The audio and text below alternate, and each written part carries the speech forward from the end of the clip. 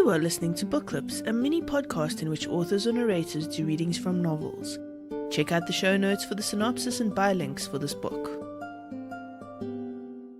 The Wish List, written by Saxon Bennett, published by Square Pegs Inc., narrated by Layce Gardner. Chapter 1. Amanda stood behind the tiled island in the center of the kitchen, waiting for her toast to pop up and talking to her mother, who was not paying attention to her. Maggie was intently watching the swirls of cream in her coffee as she stirred them into the brown liquid. "Mom, are you listening to me?" Amanda asked. Maggie looked up. Her green-gray eyes had that far-away look that Amanda disliked. "Yes, I am listening, Amanda," Maggie replied, lying without hesitation. Amanda was like Harold, always demanding her attention. Maggie had grown used to the reprimands. She would smile as they rolled their eyes in exasperation. Harold and Amanda thought she was flighty. It was more like bored. Maggie went for mind walks when she was bored or troubled. She was thinking of the ticket and Celia's note when Amanda caught her wandering. "Then what was I saying?" Amanda demanded. "Would you like a summary, or would you prefer verbatim?" "I know you weren't listening. Why don't you just admit it?" "All right, I wasn't listening. I'm listening now.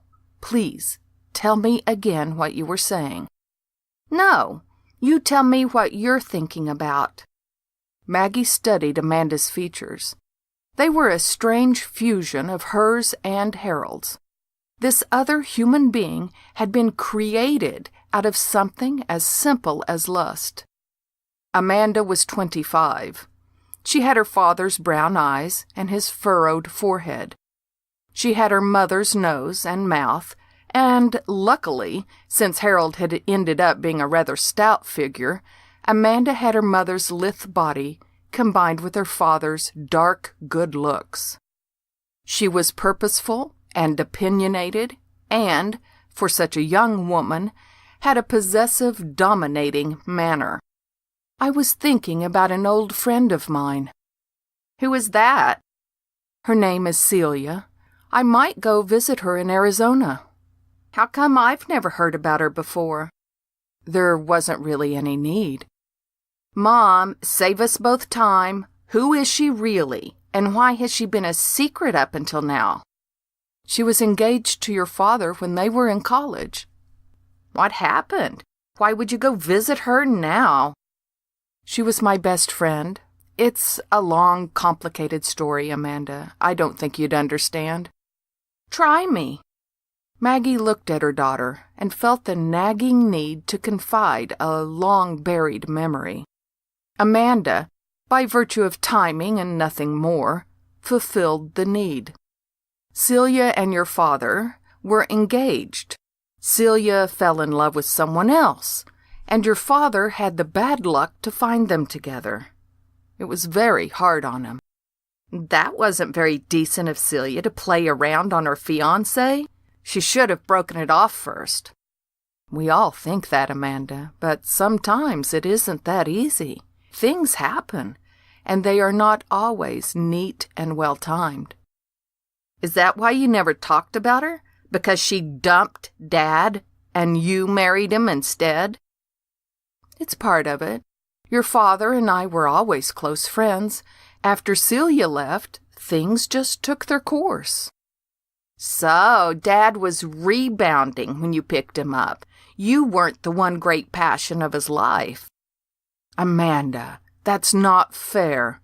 Your father and I loved each other very much. We were better suited for each other." "So, what was he like?" "Who?" "The man Dad got dumped for?" "Amanda, I don't want to talk about this anymore. I'm tired now. I think I'll go lie down. I'll call you tomorrow." "I don't understand why you want to visit a woman who hurt Dad like that." "Neither do I, exactly." Amanda looked at her mother and furrowed her brow. "All right, I'll talk to you tomorrow." Maggie laid down, running her hand across the indentation of Harold's side of the bed. Amanda's questions kept playing themselves through her head. Why hadn't she told Amanda the truth? Was it because Celia had left Harold for another woman? If it had been a man, would she have told Amanda about it? It was harder for everyone that Celia fell in love with Bridget. Harder still that she packed up and left without so much as a word. Celia was like that, though, a bridge burner. When it was done, it was done. So why did she want Maggie to come? Hadn't it been awful enough? Maggie couldn't stop her mind from wandering back to the day she found out. Sally, Celia's mother, had opened the front door, telling her that Celia was downstairs in her room. "Just go on down, honey," Sally said. Maggie had since thought of those words as a portent. Why couldn't Sally have called to Celia, telling her Maggie had come? Celia would have been warned, and Maggie spared.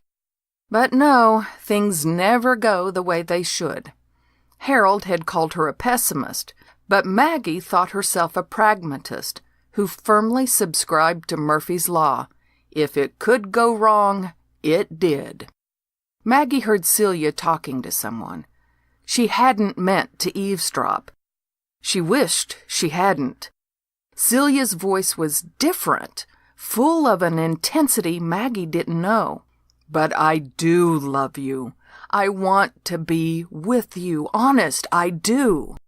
I just need more time. Please, I'll get things straightened around, I promise."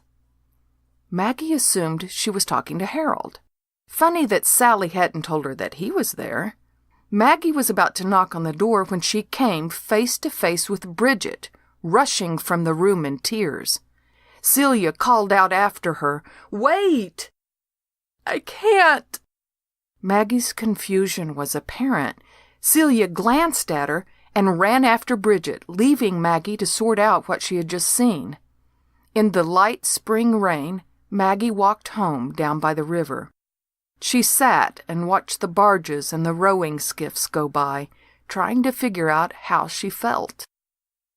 Later that night, Celia called, but Maggie was already in bed, chilled and sick. For days, Maggie avoided Celia. But then Sally called to ask her to come over. Maggie knew Celia wouldn't be home, so she went. She didn't know why. Perhaps it was to make what she was feeling real. Sally confirmed her doubts, and now her worst fears. Sally showed her a note she had written to Celia, asking her why she spent so many nights away from home, and why she was staying with Bridget, and was there something unusual about their friendship? And perhaps they should spend a little less time together because it wasn't normal.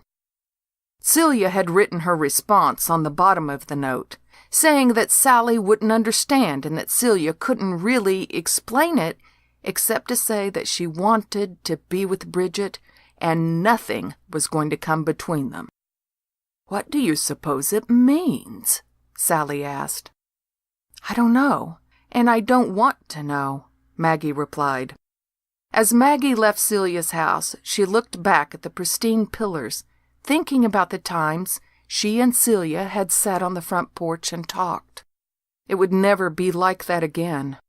Maggie could not decide if she was disgusted, or curious, or jealous. Maybe she felt all three emotions. Why had Celia chosen Bridget? Why not Maggie if she liked girls? Had Celia had feelings like that for Maggie? Maggie knew she loved Celia, but lust? She remembered wishing, as they both lay naked in their twin beds, talking in the dark, that one of them was a man, so they could always be together, not separated by boyfriends and later husbands. But it hadn't occurred to her that they could be lovers. The Wish List, written by Saxon Bennett, published by Square Pegs, Inc. Narrated by Layce Gardner. You have been listening to Book Clips. Check out the show notes for the synopsis and buy links for this book.